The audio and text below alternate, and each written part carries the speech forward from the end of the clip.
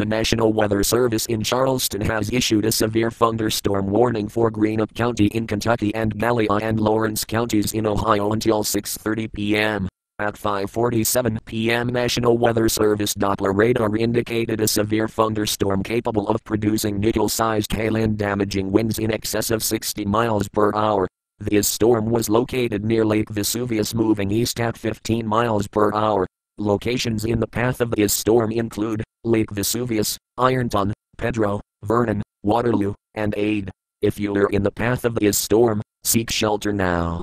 Please report strong winds or hail to the National Weather Service by calling toll-free 877-633-6772 when you can do so safely.